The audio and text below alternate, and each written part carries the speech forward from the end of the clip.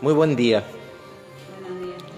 Buenos días, mis hermanos. Un gusto compartir el aula ICB con ustedes, con los hermanos también que nos están siguiendo por el Face. Le vamos a dar unos instantes que nos acomodemos, ¿sí? Y a las 10 vamos a estar saliendo al aire. De mientras yo acomodo acá también algún programa de la computadora. ¿Cómo estás, Eli? Bienvenida. Buenísimo que está sumándote. Profeta Silvia, ¿cómo estás? Silvia Pérez.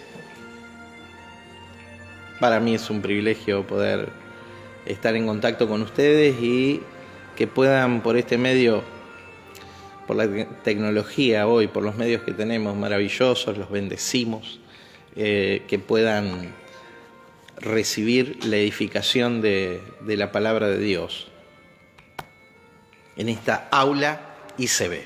¿Cómo estás, Analía? Me alegro de verte, mi hermana, amiga de tantos años.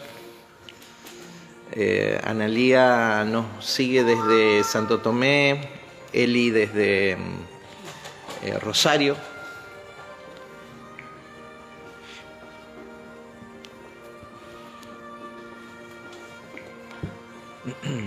La profeta Silvia Pérez dice: bendecido día a mis hermanos.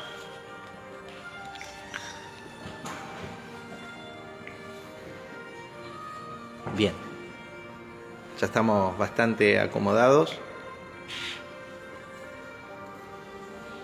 Yo tengo mi cebador de mate, Daniel. Acá, un hermano fiel de nuestra congregación, sirviéndonos mate esta mañana mientras compartimos la clase. Yo aprovecho que él se levanta y se va para hablar de él, ¿viste? Bueno.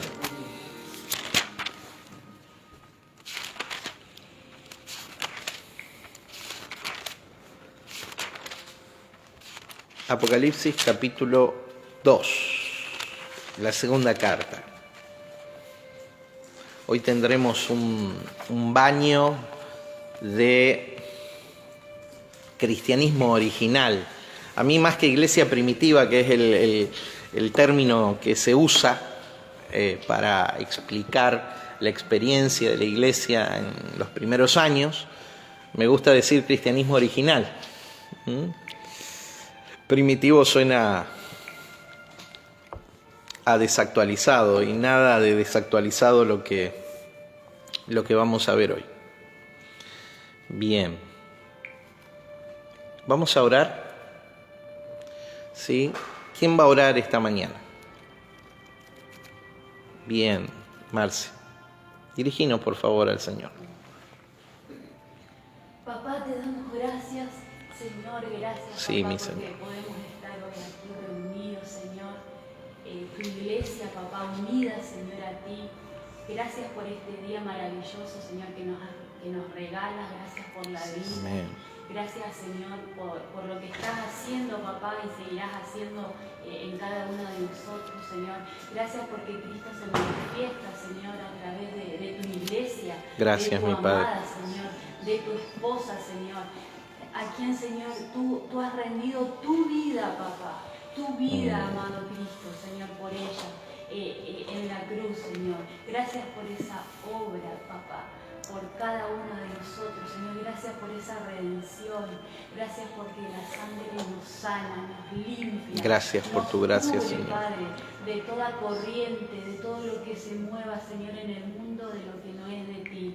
Y trae la revelación de tu persona, la sabiduría de tu persona, esa que viene de lo alto, esa que viene, Señor, en tus misterios y secretos, Señor, que sabemos que no es revelado, Padre, en la intimidad, que el Espíritu Santo, Señor, está obrando, Señor, en cada niño, en cada preadolescente, adolescente, joven, en cada familia, Señor, de la ciudad de Reconquista. Gracias, Señor, por los ministros, Padre, de tu amada, de tu iglesia, Señor, mundial, universal, Señor. Bendecimos a cada ministro, Señor, que te sirve en espíritu y en verdad, Papá del cielo. Yo te doy gracias, Señor. Amén. Gracias, Padre. Gracias, Señor. Gracias por tu amor, gracias por tu misericordia, gracias por tu verdad, Señor. Gracias por el mover del Espíritu, Señor, que se está manifestando en la ciudad de Reconquista. Gracias porque tu gozo nos alcanza, Señor, tu alegría, tu gozo, Señor, tu bondad, Padre. Nos alcanza, Señor, nos sumergimos, Señor, en tu persona, Señor, nos sumergimos, Señor, en las profundidades de ti, amado. Te amamos, Señor, te decimos que te amamos, Padre. Enséñanos a amarte, Señor, enséñanos a servirte, Padre, en espíritu y en verdad, Señor.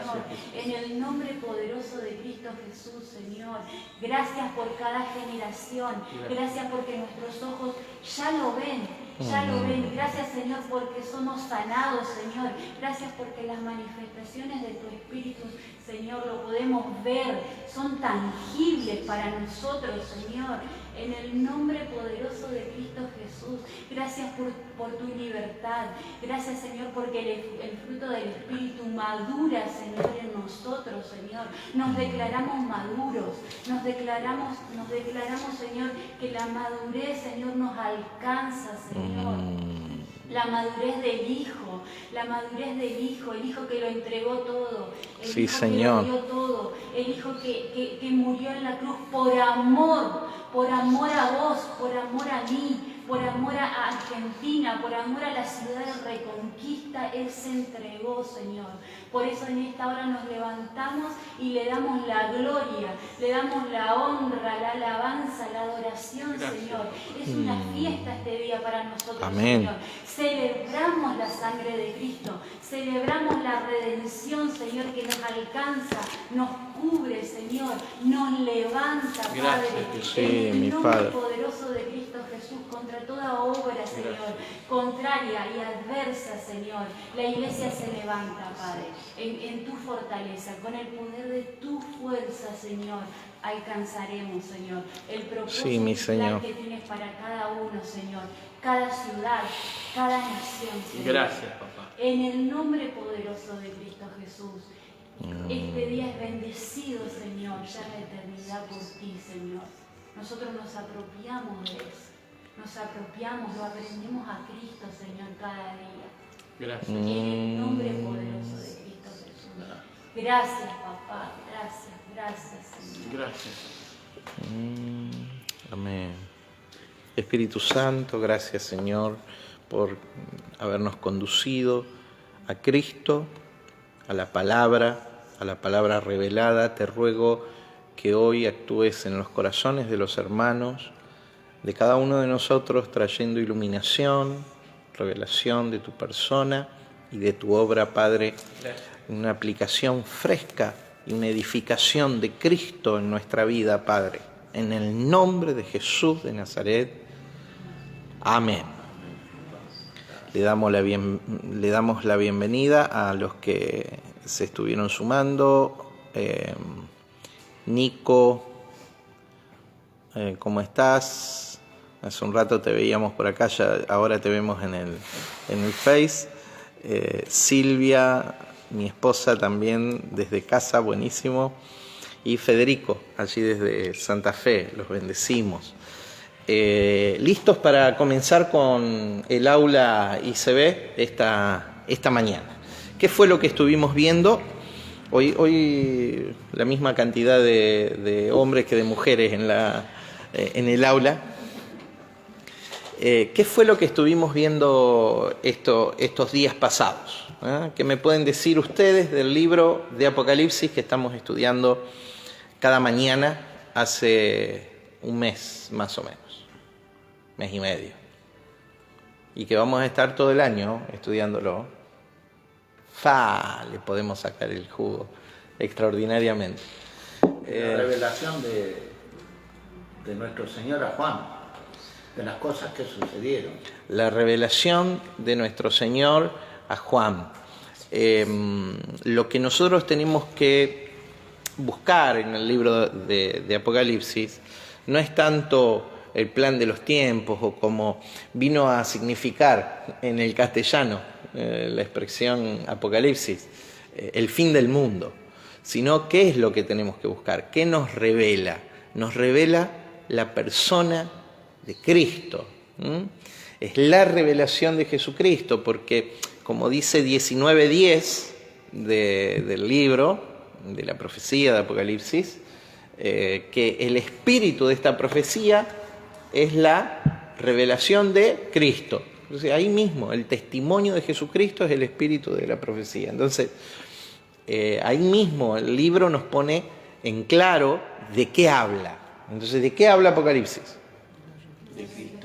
De Cristo mismo, del Cristo glorificado. Y vimos en alguna de las clases del aula como Juan, que fue el único de los apóstoles que vio a Jesús en la cruz del Calvario, ahora lo ve en su máximo esplendor al Cristo resucitado. Y cómo estas impresiones han marcado tan grande la vida del apóstol Juan, ¿sí?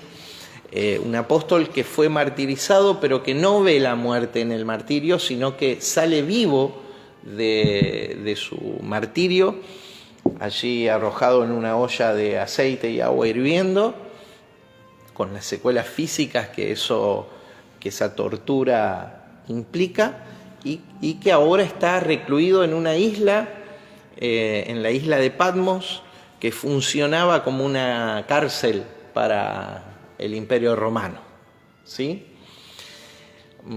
Uno de los contextos en los que se da el libro de Apocalipsis es preparar a un pueblo que va a sufrir hasta lo indecible. ¿Me escucha? Un pueblo que va a sufrir hasta lo indecible. Dios va a juzgar a la nación de Israel. Esto comienza desde el capítulo 6 en adelante, ¿sí? Dios va a dar carta de divorcio o repudio de la nación de Israel, y Dios va a casarse con su nueva esposa, la iglesia, y el libro de Apocalipsis es lo que marca el movimiento, el cambio de administración de Israel hacia la iglesia. Esto lo vamos a ir viendo muy avanzado el libro. Va a ser clarísimo en todas las figuras que muchos ven cosas de eventos futuros. En realidad, la enorme mayoría de esos eventos son eventos que sucedieron en el juicio a la nación de Israel como pueblo de Dios en el pasado, ¿sí? En el año 70 de nuestra era en adelante, 70 al 73. En realidad del 67 al 73, pero todo esto lo vamos a explicar minuciosamente cuando vamos llegando al capítulo 6. Todavía falta mucho. El bosquejo del libro, ¿dónde lo tenemos enunciado? ¿Cómo es el bosquejo del libro? La revelación de Cristo. Sí, ¿dónde lo tenemos enunciado? Al bosquejo. Bien. ¿Sí? ¿Se acuerdan el texto? El 12.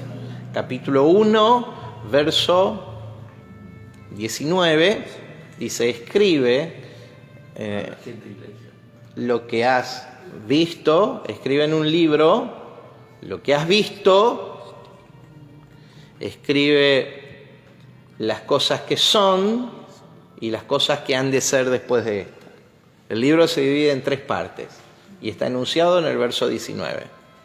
Escribe en un libro, ese libro es Apocalipsis, las cosas que has visto, Apocalipsis capítulo 1,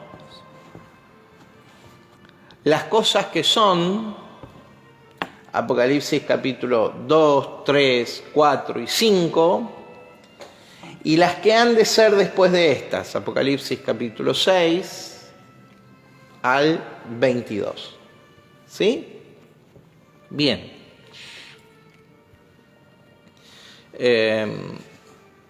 Entonces decía, uno de los propósitos del libro es infundir ánimo a aquellos que van a vivir un gran sufrimiento. Y en los tiempos de Juan, esto ya se veía. Antes que venga el juicio sobre la nación de Israel, esto ya se veía. Nosotros creemos, particularmente yo creo, en una fecha muy temprana de escritura de este libro, no cercano al año 100, sino cercano al año 70, ¿sí? de la era cristiana, producto de que la figura del anticristo ahí calza perfectamente el número de la bestia, 666, con el nombre Augusto Nerón César, ¿sí? Entonces específicamente era la forma de llamar al emperador de su tiempo por medio del apóstol Juan y no estar incurriendo en lo que sería un delito absoluto. El 666 representaba a Augusto Nerón César, el emperador de ese momento. Esto nos lleva a pensar de que el libro de Apocalipsis está compuesto por mucha simbología, ¿sí? Y como entre los que estamos estudiando, si usted participaría permanentemente de ICB, tal vez no sea necesario una explicación tan minuciosa a la introducción que estamos haciendo a las 7 cartas a las iglesias. Tiene que ver con nivelar, significa para los que están un poco, no tienen el concepto que manejamos de iglesia en ICB, la idea es elevarlos para que cuando hablemos de iglesia sepamos de lo que hablamos. No estamos hablando de una congregación solamente, sino de un programa, un plan claro de parte de Dios. Entonces estamos aprovechando la introducción a cada una de las cartas, de las 7 cartas del Señor Jesús a las iglesias, para nivelar ese conocimiento, esa comprensión, ese concepto que manejamos, que accedemos acerca de lo que es iglesia, ¿sí? La semana pasada en la introducción lo que vimos fue el anticipo, su anticipo profético, su nombre. ¿Quién profetizó acerca de la iglesia? Jesús. Nunca antes, en el antiguo pacto, aparece el nombre iglesia. La iglesia, por lo tanto, es un misterio. Imagínense, primero tenía que revelarse el rey, el Mesías, ¿sí? Para poder entender la esposa del Mesías, para poder entender la expresión del cuerpo del Mesías, para poder entender la vida del reino que fluye en la iglesia, ¿sí? O sea, cómo iban a entender si el Mesías no se había manifestado. El rey, el Cristo significa Mesías en griego, Cristo y Mesías. Cristo en griego, Mesías en hebreo, significan ungido. ¿Ungido para qué? Para ser rey. Se presenta a un rey. Cristo es ungido. Aprovecho y digo, miro un poquito la pantalla y le recuerdo a los hermanos que si comparten el video en vivo, nos van a ayudar a llegar a otros que tal vez en su círculo de relaciones y no en el nuestro pueden estar interesados en estudiar a profundidad la palabra de Dios. ¿Por qué perece el pueblo? Por falta de conocimiento. ¿Por qué el pueblo es enredado en los valores y parámetros de este mundo? Por falta de sabiduría. Por falta de conocimiento. Por falta de escritura, y de una escritura trazada. ¿sí? Correctamente. Bien, es lo que intentamos hacer los días domingo en aula ICB. Así que disfrútelo, es para todos nosotros. Vimos su anticipo profético. ¿Quién profetizó acerca de la iglesia? Cristo. Jesús, sí. Jesucristo. Lo comenzó a hacer allí. Hay dos menciones en el Evangelio de Mateo. Una está, y lo vimos la semana pasada esto, Mateo capítulo 16, ¿sí? Cuando él dice: sobre esta roca edificaré mi iglesia, y esa es la primera mención en toda la Biblia de la palabra iglesia, que no era necesario ser explicada a esa, porque es una palabra de uso corriente. Iglesia, eclesía, ¿sí? Tenía que ver cuando era una palabra griega y vinculada al gobierno. Cuando el rey de Grecia llamaba a su imperio, al imperio griego, que dominaba todo el mar Egeo, desde las islas, desde las zonas insulares más grandes como Creta y Rodas, ¿sí? Hasta el norte, Macedonia, Tracia y las costas tanto europeas como del Asia, del mar Egeo. Todo eso componía Grecia. Hoy le llamamos Grecia a la parte europea, pero no, Grecia dominaba ambas márgenes del Egeo. Tenía una parte europea y una parte asiática, ¿sí? Cuando el rey de Grecia decía eclesía, de las 5.000 islas que componen el mar Egeo, cada población, cada ciudad-estado mandaba a su representante para una asamblea que se producía para determinar los asuntos del reino. Y esa asamblea era soberana. Lo que se decidía en ese lugar, aún el rey de Grecia lo acataba. ¿Me escuchan? Eclesía. Entonces, cuando Jesús en el capítulo 18 de Mateo dice: donde hay 2 o 3 reunidos en mi nombre, ahí estoy yo en medio de ellos, ¿sí? Y cualquier cosa acordada por boca de 2 o 3, ¿sí? Será hecho por mi Padre. ¿Me entiende? Tiene que ver con el uso de aquel tiempo de la expresión eclesía. Una asamblea de gobierno. Eso es la iglesia. La iglesia no es un entretenimiento de domingo, mucho menos un espectáculo, mucho menos un lugar. Hoy lo vamos a ver. ¡Ay! Quiero entrar en el texto. Mucho menos un lugar donde cantamos, leemos la palabra y oramos. Eso no es iglesia. Eso, según la Biblia, es sinagoga, no iglesia. Eclesía es asamblea de gobierno, no lugar de servicio, sino asamblea de gobierno. Bueno, Dios quiera que nos esté el Señor hablando y aunando los criterios. Mis hermanos, si ustedes tienen una pregunta ahí, yo cada tanto me pongo los lentes y miro la pantalla y bueno, y no sé quién tiene abierto el Face de acá. ¿Alguien? Cuando haya una pregunta, Marce, me avisas. ¿Puede ser? Porque no siempre me pongo los lentes y... Yo por eso no salgo, porque si no después no puedo entrar. Perfecto, perfecto. Bien. Así que pueden preguntar y participar desde su lugar también.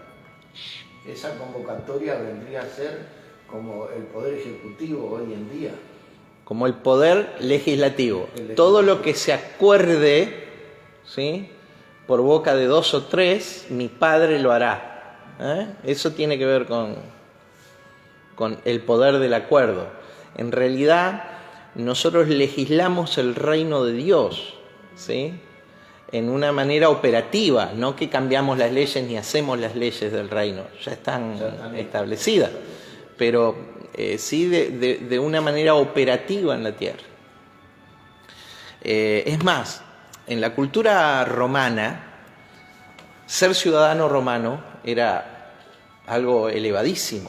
Recuerdan que después que lo habían juzgado a Pablo y que lo habían castigado en el calabozo, dijo, soy ciudadano romano, y sus verdugos, digamos,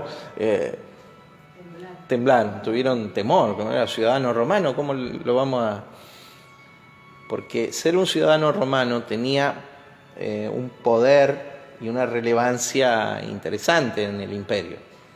Cuando en una ciudad del imperio se juntaban solo los ciudadanos romanos, lo que determinaban para el comercio, para la vida civil, para la vida religiosa de ese lugar, era ley. Ese es el poder que hay en la iglesia. Diga, el otro reino. Entonces se dieron cuenta cómo ese es el espíritu del cristianismo primitivo, no, original. El otro reino. Por eso el cristianismo iba a ser tremendamente perseguido en la era de los César. Se dice que hay, de los emperadores romanos, se dice que hay 10 persecuciones hasta el año 313 de nuestra era, que Constantino oficializa la fe cristiana. Constantino era un emperador romano. Hay 10 persecuciones, una más sangrienta que la otra. La primera de todas fue la que comienza Nerón. La primera de todas fue cuando en el año 63-64 de nuestra era, de la era de Cristo, Nerón prende fuego Roma, que se dice desde la literatura histórica que él toca la lira, toca el arpa desde los balcones de su palacio mientras incendia el centro de Roma. Se dice que el motivo por el cual lo hizo hacer era porque necesitaba lugar, y Roma era una metrópoli, estaban todos apiñados en el centro, ¿no? Necesitaba lugar para la edificación de sus palacios, sus nuevos palacios, y él prende fuego Roma, y cuando sucede el alboroto manda a decir que eran los cristianos los que habían prendido fuego Roma. ¿A causa de qué? De que ellos predicaban otro rey. Entonces se levantaban contra la autoridad del César. Sí. ¿Pablo era parte de esto entonces? Un par de años después, ahí es encarcelado Pablo. Pedro y Pablo estaban prisioneros y el mismo día Nerón manda a ejecutar a ambos. Estoy hablando de las persecuciones, porque Pablo totalmente tenía toda la autoridad para... Y por eso fue ejecutado. Por eso es que fue ejecutado. Esteban, después Santiago es el primer mártir, pero es ejecutado por los judíos. Pero ahora no, ahora ya son... Y Esteban bajo la orden de Pablo. Por los judíos, claro. Pero Esteban es apedrado bajo la autoridad de Pablo. Uh-huh. O sea, él da la orden del apedramiento. Y de los fariseos, sí. Bien, estamos con historia de la iglesia. Hoy va a haber mucho de historia de la iglesia. Y vimos su anticipo profético, pero ahora vemos, a modo de introducción, el inicio de la iglesia. ¿Dónde inicia la iglesia? La mayoría de los teólogos estudiosos de la Biblia dicen que la iglesia inicia en Hechos capítulo 2 con la venida del Espíritu Santo, y en el sentido operativo sí, empieza desde ese lugar. Pero permítanme que desde la forma espiritual ingresa la iglesia en el plano de la dimensión natural a partir del llamado, permítanme esta postura, a partir del llamado que Cristo hace desde la cruz del Calvario. para quienes participan de ICB, algo mencioné el domingo pasado en la celebración, hablando del clamor de Cristo en la cruz del Calvario. Jesús tiene 7 expresiones desde la cruz, registradas en los evangelios. ¿Sí?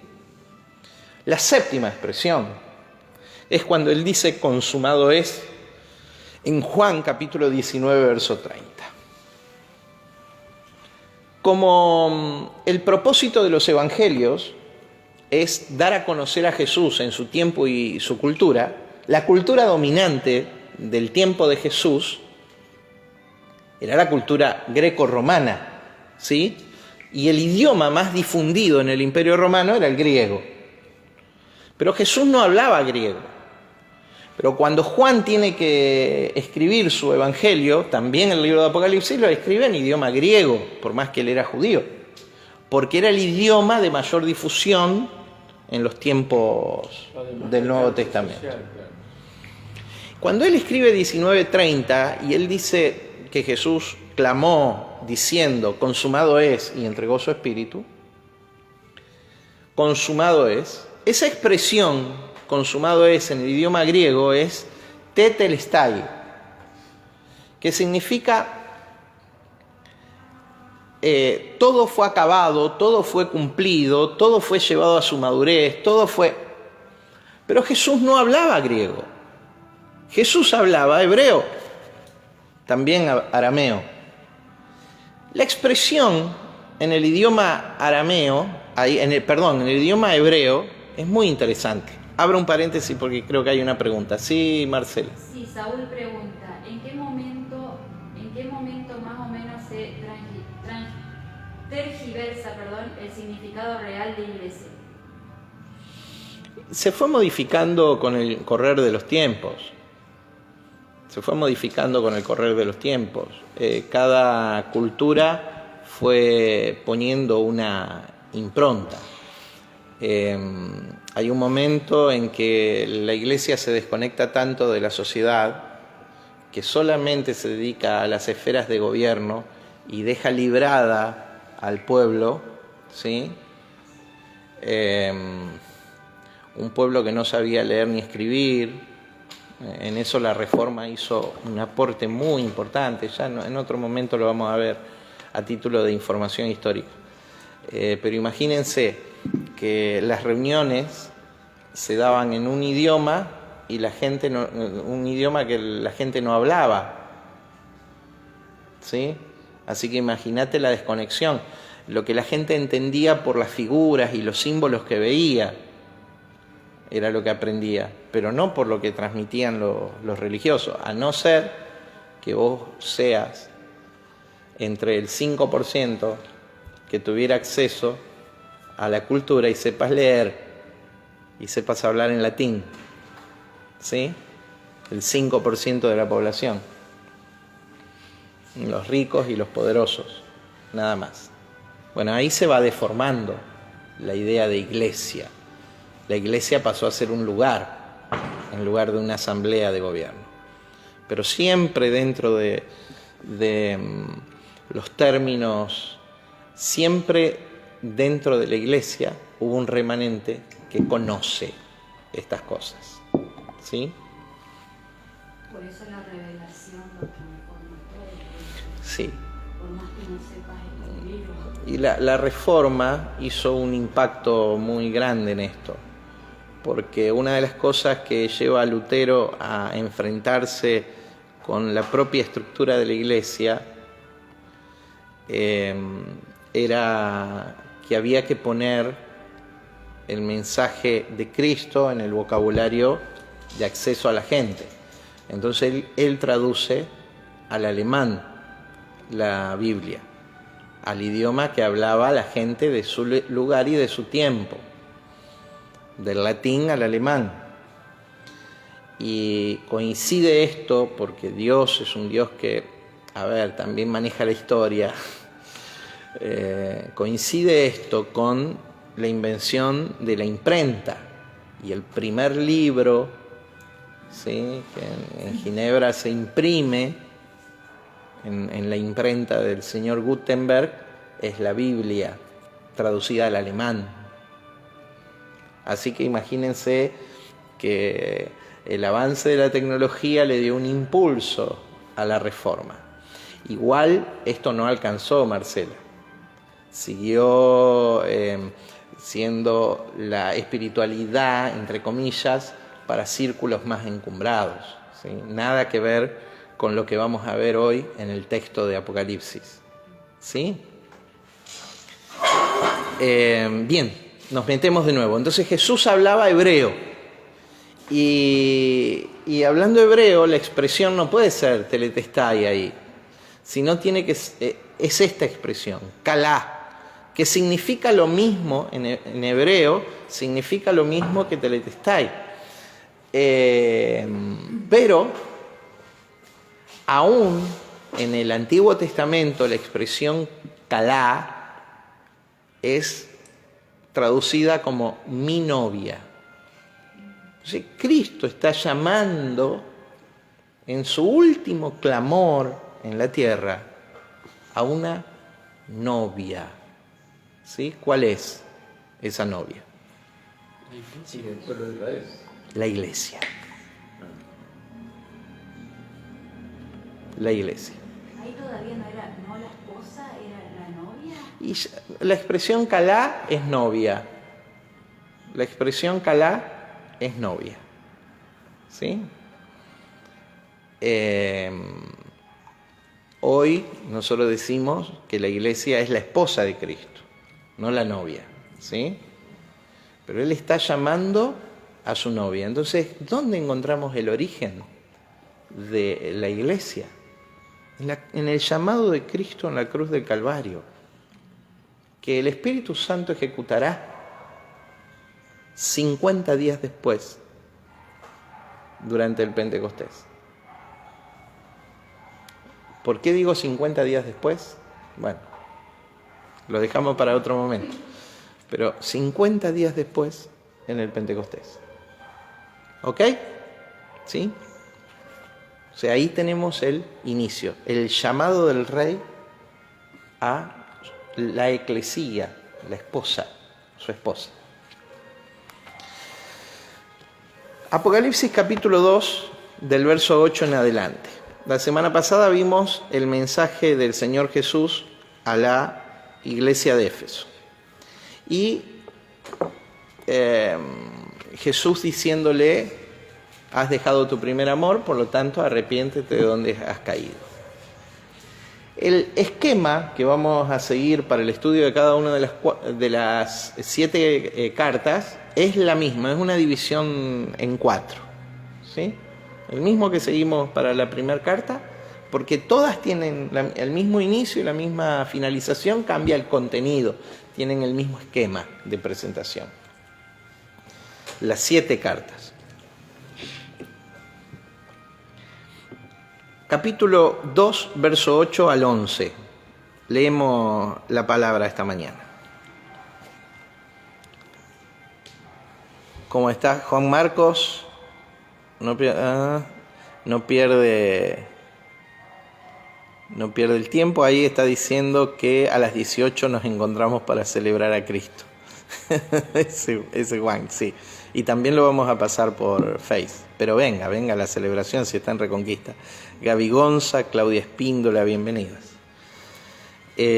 Capítulo 2, verso 8 al 11 de Apocalipsis.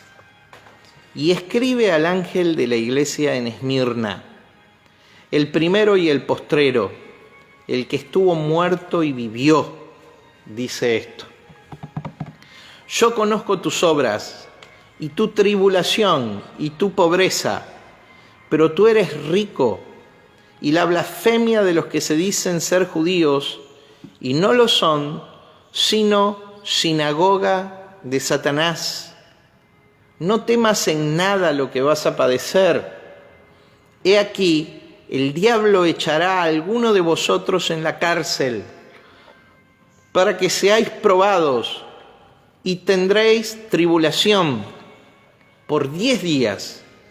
Sé fiel hasta la muerte, y yo te daré la corona de la vida. El que tiene oído, oiga lo que el Espíritu dice a las iglesias. El que venciere no sufrirá daño de la muerte segunda. Extraordinario pasaje para gente que va a enfrentar sufrimiento. Mis hermanos, quiero decir esto antes de explicar este texto. El mundo y la mentalidad secular. Secular significa la mentalidad de este siglo. Hay una corriente de pensamiento en el cristianismo que define vida secular y vida espiritual como parte de... Si usted es de Cristo, usted no tiene vida secular. Si no tiene un corazón dividido. Hay una idea de que, y esto, misioneros extranjeros pusieron esto en el corazón de la iglesia, porque hay una corriente de pensamiento muy fuerte en la iglesia de esto, diciendo, esto es tu trabajo secular y tu trabajo ministerial. No, vos no tenés trabajo secular. ¿Vos para quién trabajás en tu trabajo? Conforme a la palabra, el trabajo porque 25 horas para Cristo. Si vos tenés un trabajo secular, en ese trabajo trabajá para vos. Claro. Y tenés un trabajo ministerial, en ese trabajo trabajá para el Señor. No se puede servir a dos señores. No. Escuchame una cosa. En tu trabajo, vos servís a Cristo. ¿O no dice el apóstol Pablo? Todo lo que hagáis, sea de palabra o de hecho, hacedlo para el Señor. Y se los dice a los siervos, o sea, a los esclavos, a los que tenían un trabajo que... ¿Me entiende? Entonces vos trabajás, en tu trabajo, ¿para quién trabajás? Para Cristo. No hay expresión secular, según lo que la palabra significa, en la vida de un cristiano. Porque no se puede servir a dos señores. ¿Sí? Entonces, por ahí la confusión está en que la paga en un trabajo que es el que te da el sustento, tiene un ingreso de pago, y el otro tiene otro pago en otra contextura, en lo espiritual, en lo, qué sé yo, pasa por ahí. Pero es a quien vos servís. Claro. Es a quien vos servís. Claro, bueno, pero vos lo haces como una responsabilidad que pero de nuevo, que se debe. Claro, o sea, uno como pero hacelo, hombre tiene la responsabilidad de ser sustento de su hogar, bajo el trabajo de sus manos. Pero hacelo para Dios. Esa diferencia de que este es mi trabajo secular, como decir esto es mío, no tiene que ver con Dios. No, esto tiene que ver con Dios. Esto es la fuente con la que Dios me provee para mí y mi familia. ¿Quién me provee? Dios. Ah, no, yo pensé que como es secular es mi propio lomo. No, y lo que yo hago ahí, lo hago para Cristo. Qué diferente sería el mundo. Porque si después me falta, ¿a quién voy? Y siempre a Dios. Israel hizo eso y dijo, con la fuerza de mi brazo logré esto, también lo hago todos nosotros. Y así sí, después también. Ahí está asomándose Juan en la transmisión. Tu esposa se acaba de enterar, Juan, que estás. Bueno, Juan Magallán.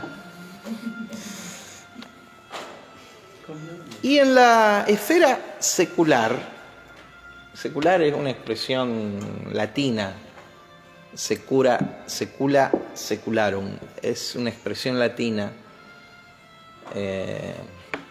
Bueno, Saúl preguntaba dónde empiezan las desviaciones. Bueno, en una época de oscuridad que se emite desde la iglesia, ¿sí? ese término, y empieza a confundir y a separar las cosas. La vida nuestra es una vida espiritual y natural. El reino necesita esa expresión, ambas cosas juntas. Lo espiritual y lo natural fueron reconciliados en la cruz del Calvario. Y hay una corriente de pensamiento actual que le pone gran presión a la gente, una mentalidad secular, tener éxito. ¿Escuchó usted? ¿Esta es una persona exitosa? Esta no. ¿En función de qué? De lo material. En función de lo material, de la aparente estabilidad económica, también estabilidad familiar, también estabilidad. ¿Me podés explicar vos un pueblo que iba a ser perseguido por el Estado? No que el Estado le prohibía las reuniones, le quitaba sus bienes, le sacaba sus trabajos, les sacaba la tierra. ¿De qué estabilidad me están hablando? Mataba a sus hijos, metía en cárcel a los esposos. O sea, ¿de qué estabilidad y de qué éxito, según la secularidad, el término apropiado, me estás hablando? A un pueblo así, Jesús les escribe y les dice: muchachos, tranquilos.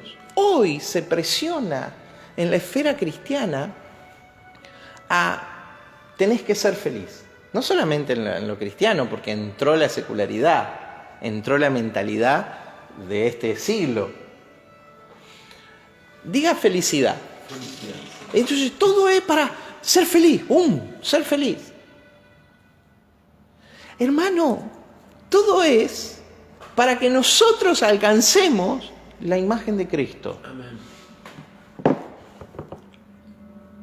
Y para muchos alcanzar la imagen de Cristo tiene que ver con renuncia, tiene que ver con despojo, tiene que ver con descrédito. Entonces, ¿de qué? Con juicio. ¿De qué éxito me estás hablando? Entonces, si vos te tocó vivir una experiencia, muchas de las experiencias negativas que vivimos, porque hoy nadie nos persigue, ¿no? De las experiencias negativas que vivimos, las vivimos porque somos un poco cabeza dura, o porque somos muy cabeza dura, muy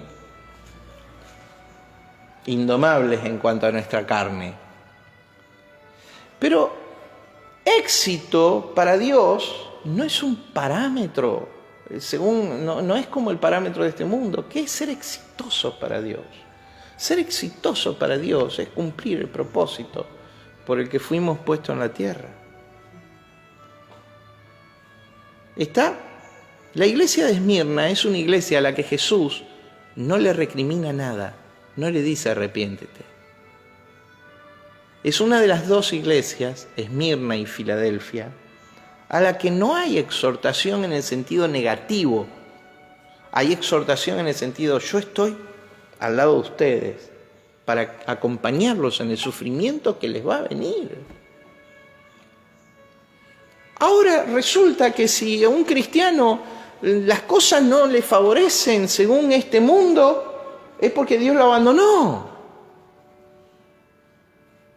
Ahora resulta que si un día vos tenés un conflicto, es porque Dios no está con vos. Esa lógica está mal. Porque entonces, bueno, sí, Dios no estuvo con Jesús. Dios no estuvo con Pablo. Dios no estuvo con Juan. Dios no estuvo con Juan el Bautista. Dios no estuvo con Esteban. Dios no estuvo con Jacobo. Dios no estuvo con Ignacio. Dios no estuvo con Policarpo. Después les voy a explicar quiénes son. Tienen que ver con este texto. Dios no estuvo con ellos. Cuando ellos, todos decían, por lo menos Pablo, por lo menos Ignacio, por lo menos Policarpo, decían, para ser semejantes a él en su muerte.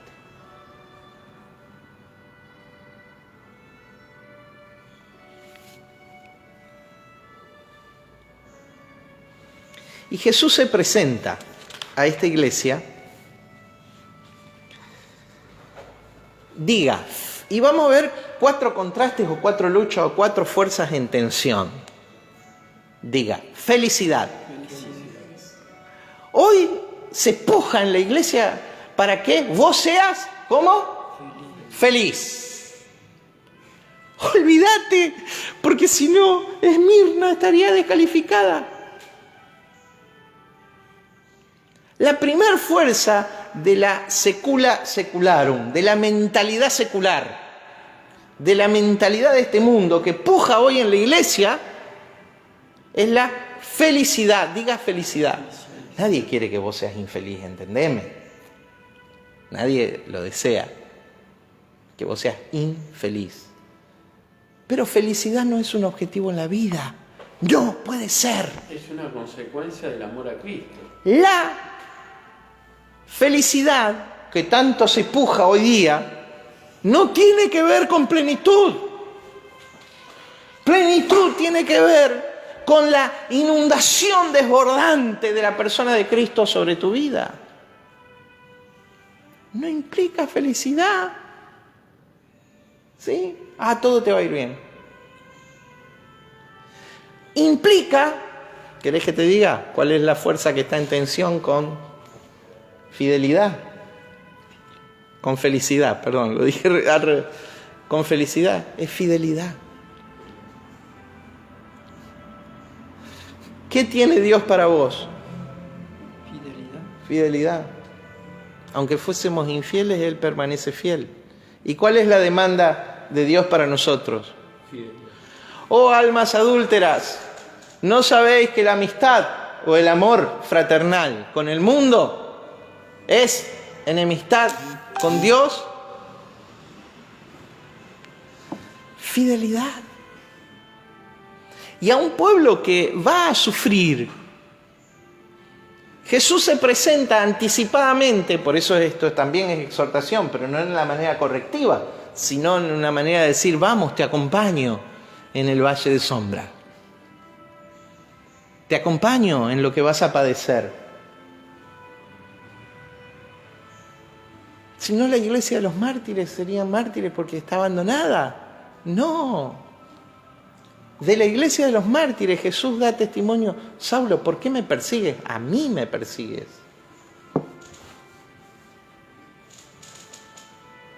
Nerón era figura del anticristo. ¿Por qué? Porque ¿a quién perseguía? A Cristo. Al Cristo que se manifiesta en la iglesia. Sí, así es. Miren. Le dice, escribe al ángel de la iglesia de Esmirna. Esmirna es una localidad costera de la zona norte, en la parte continental de la provincia romana del Asia. Y escribe al ángel de la iglesia de Esmirna, el primero y el postrero, el que estuvo muerto y vivió. A ver, dice esto. Yo estuve muerto, les dice Jesús. ¿Qué les puede pasar a ustedes? Peor que la muerte. Yo estuve muerto. Yo estuve muerto. Yo fui martirizado, dice Jesús a esta iglesia. Y les anticipa lo que va a pasar. Amigo, tenés que estar en... perdón, se me traba la lengua. Tenés que estar siendo parte de la iglesia de Esmirna en este momento. ¿A dónde está el éxito? Según la secularidad. Éxito según Dios implica fidelidad. Y fidelidad, y dice acá bien clarito, lo va a decir más adelante. Dolly Sánchez nos está siguiendo desde Avellaneda. Te bendigo, Dolly. Buenísimo verte ahí. Felicidad versus fidelidad. No te comas la mentira de felicidad. Porque si no le vas a estar esquivando permanentemente al dolor y al sufrimiento. Y la escuela del dolor y del sufrimiento es inevitable. Por eso es el escape. Por eso es zafo como puedo. ¿A dónde vas a zafar de Cristo? ¿Te acordás de Jonás? De su propósito divino. ¿A dónde vas a escaparte? Digo, ¿te acordás de Jonás? Porque el domingo pasado ministramos acerca de Jonás. El potencial de la iglesia. ¿Cuál es el potencial de la iglesia? Yo conozco tus obras. La presentación es cómo Jesús se presenta, el potencial es qué esperaba Jesús de esa iglesia. Yo conozco tus obras y tu tribulación. La expresión tribulación ahí es presión, tu presión. Expliqué en otra oportunidad que tribulación viene de la expresión tríbulo, que era una herramienta, era una parte del molino de aceitunas. Era la piedra redonda que giraba sobre un eje, pasando por arriba de la aceituna y por su peso, apretando la aceituna, reventándola para que salga el aceite. Para que salga el aceite de oliva. Ese es el tríbulo, gran presión, tribulación. Yo conozco tus obras y tu tribulación y tu pobreza. La expresión pobreza ahí es pobreza extrema, indigencia. Conozco tu indigencia. ¿Por qué tu indigencia? ¿Cómo pobreza extrema? ¿Cómo puede Dios permitir que sus hijos vivan en una pobreza extrema? ¿Por qué? Mi querido hermano, imagínense el contexto. Habían sido despojados de sus bienes. La persecución había arrojado a los cristianos en una situación de indigencia. Hablaba de Bienes materiales, pobreza, dice. Pobreza. Y yo ya inmediatamente quiero pivotear, ¿no? Los que les gusta el deporte saben de qué se trata. Quiero cambiar al otro extremo. Capítulo 3, Jesús le escribe a otra iglesia, a una iglesia en una situación totalmente diferente, a una situación de gran estabilidad económica, a la iglesia de la Odisea, un lugar desde donde, bueno, cuando estudiemos la carta lo vamos a ver, donde se comerciaba con telas, especialmente una tela oscura, que era de gran valor en todo el imperio. Y esto traía gran prosperidad a los cristianos, que algunos de ellos se dedicaban al comercio de estas telas. Escuchen, en el capítulo 3, verso 16 o 17, le escribe Jesús a esta iglesia y dice, porque tú dices yo soy rico, ¿no es cierto? Entonces, la iglesia de Esmirna, ¿cómo era? Pobre. Y la iglesia de la Odisea, rica. Pero ¿qué dice Jesús acerca de la pobreza de Esmirna y de la riqueza de la Odisea? No hay nada de malo en el dinero, hermano. No estoy hablando de que haya cosas malas, sino que hay situaciones en la vida que no tenemos que ser ligeros para evaluar a nuestros hermanos. Miren, de la pobreza de Esmirna dice, pero tú eres rico. Y de la riqueza de la Odisea, Jesús le dice, pero yo te digo que tú eres miserable, pobre, ciego y desnudo. Mirá, salga un poquito de contexto, mirá lo tradicional que es la parte laboral judía, que hoy día siguen ellos en el mismo proceso de las telas. O sea, en Buenos Aires, por ejemplo, es en lugar del 11, los judíos trabajan todavía desde aquellos años, sus recursos es el trabajo con telas, o sea, cómo marcó sus tradiciones, ¿no? Hermanos, así es. Ahora, éxito. ¿Quién mide el éxito? El hombre. ¿La mentalidad secular o Dios? Olvídate del éxito según la mentalidad secular. Perseguí absolutamente el éxito según Dios, que tiene que ver no con felicidad. ¿Con qué tiene que ver? Con fidelidad. Fidelidad. Y en el verso 9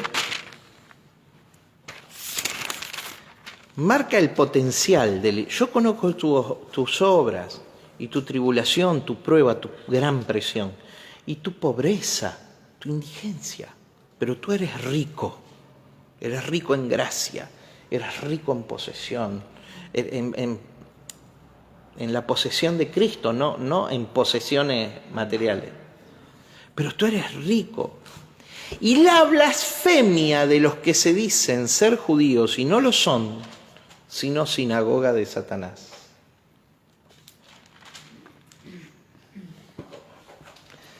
Diga sinagoga. Sinagoga. Acá las fuerzas en tensiones es sinagoga versus eclesía. Sinagoga versus iglesia. ¿Qué es una sinagoga? Hoy el mundo presente lucha para que recuperemos la dimensión de eclesía, porque la iglesia se ha transformado, ha mutado a una forma de sinagoga. Hoy en día, olvídate de todo lo que estamos estudiando por un instante y yo te haré una pregunta ahora, a los que nos están viendo también. Llamamos iglesia a un lugar. ¿Dónde? Vamos a orar, vamos a alabar y vamos a escuchar la palabra de Dios una vez a la semana. Y congregamos, tenemos relaciones Unos con otros. interpersonales. Ajá. Bien. Eso llamamos iglesia hoy. Comunión, Eso no es iglesia. ¿Eso cómo se conocía en la antigüedad? ¿no? Como sinagoga. Sinagoga. No iglesia. Ese nivel es la proyección del judaísmo, ¿sí?, dentro del cristianismo. ¿Por qué? Porque iglesia no es un lugar.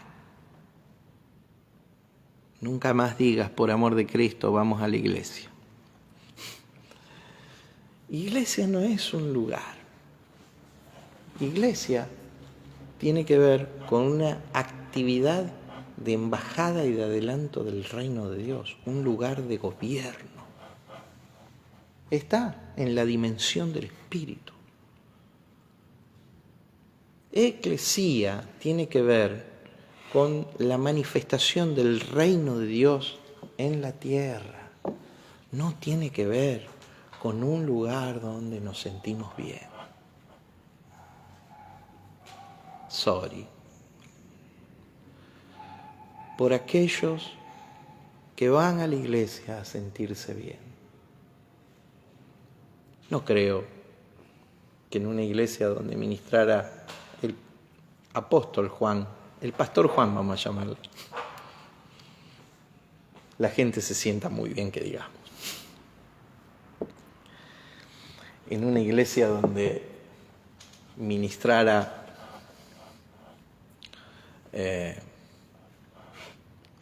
Ignacio o Policarpo, la gente vaya a sentirse muy bien, que digamos. ¿Quiénes eran estos personajes?